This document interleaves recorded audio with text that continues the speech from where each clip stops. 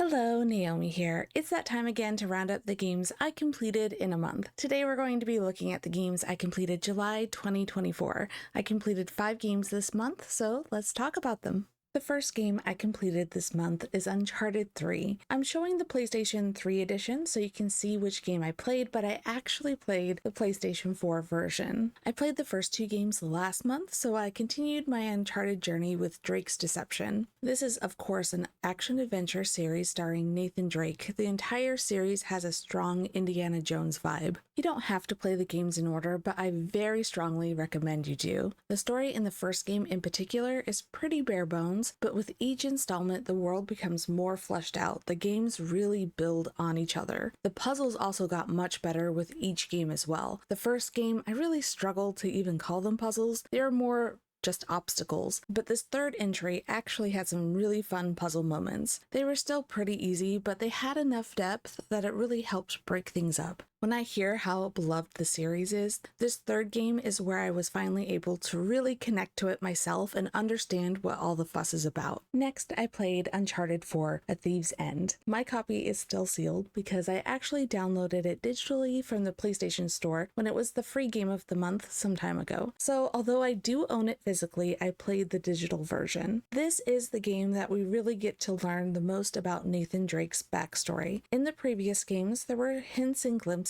into his past, but his history remained for the most part a mystery. Nathan's brother Sam becomes a major character in this game who was never previously mentioned. They do work into the story some reasons why someone so important to Nathan was never mentioned in the first 3 installments, and I think their explanation worked pretty well. I have to say though, and this is just a personal preference, I didn't care for Sam at all. From the beginning, he just seemed manipulative and slimy to me. I kept getting so annoyed with Nathan for listening to his brother. Again, this game has some good puzzles, but I really think the puzzles in the third installment were the best. I really enjoyed my time with these games, and I'm so glad to have finally played them. The Great Ace Attorney 2 Resolve. Now, it's amazing to me that Adventures and Resolve were originally 2 separate releases because the second game is truly an extension of the first game. If they weren't clearly listed as 2 games within the collection, I never would have known. If you haven't played any of the Ace Attorney games, these are detective mystery themed visual novel adventure puzzle games. One thing I really love about the Great Ace Attorney Chronicles is that they're set in the late 19th century during the Victorian era. The main character, Rensuke Naruhodo, travels from Japan to England and befriends a local detective named Sherlock Holmes. I love the Ace Attorney games and I love Sherlock Holmes, so this mashup is a match made in heaven for me. The second game really lives up to its title of Resolve, as it really brings closure to all the questions left unanswered in the first game. These games really do need to be played in order, though, to understand what's going on. They do give reminders of what had happened in the first game throughout, but if you were to skip the first game, you'd probably be a little lost. These games were never previously released outside of Japan, and now they're packaged together, so there really is no reason to be skipping the first game. This entry really did have some fun surprises and twists. The ending was bittersweet, and I really love how it all came together. Truly an excellent game.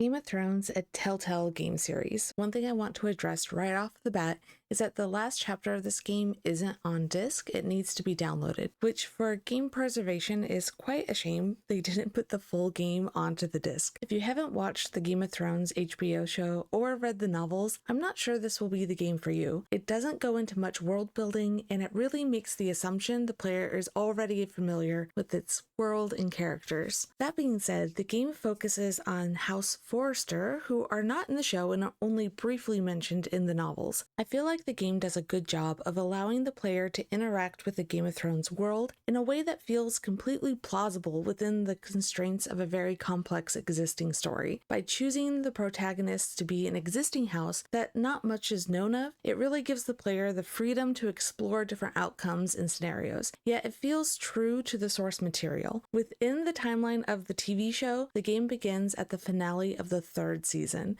This is where knowing the source material is going to be a huge advantage. You're thrown into dangerous situations and are dealing with dangerous people, and if you're already familiar with the outcomes or the characters you're interacting with, it's much easier to make favorable choices. Overall, I enjoyed this game. The ending was a little anticlimactic, but hey, that's being true to the series, so you can't fault it for that. The last game I completed this month is Little Friends Puppy Island. I'm just gonna say up front, this is not a game for everyone, but it was much better than I was expecting. Although my expectations were extremely low. I bought this really because I heard it compared to Nintendogs, which I did enjoy when it first released. Also, I really loved the original Cats with a Z game when I was a kid, so I just thought it would be something kind of cute to check out. Well, I definitely wasn't expecting to get addicted to this game, which I did. You begin the game with one puppy and you have to level up different skills each puppy has so they can help you explore and manage the island. The story in the game is very bare bones. You can't think too hard about it, but basically you're vacationing on an island full of puppies, and while you're there you take care of the puppy residents, and together with the puppies you're turning the island into a resort. You need to make sure that you're leveling up multiple puppies so you have enough helpers to assign them to different amenities that are established throughout the island. The end is achieved when you've discovered and staffed all the amenities. Now, there are a lot of costume items within the game that you can unlock and spend in-game currency on, but I quickly discovered that the game does not give any incentive to spending resources this way. Dressing up the puppies doesn't give any boost to stats, and there isn't any events that require them to be dressed up. I mention this because you can use in-game currency to help level up the puppies faster, which is a huge time saver. I put those puppies to work, and I was truly surprised how much fun I was having with this title. The ending was again lackluster. I think it would have been nice to have ended with a parade to show off all the puppies, and it would have given an incentive to dressing the puppies up.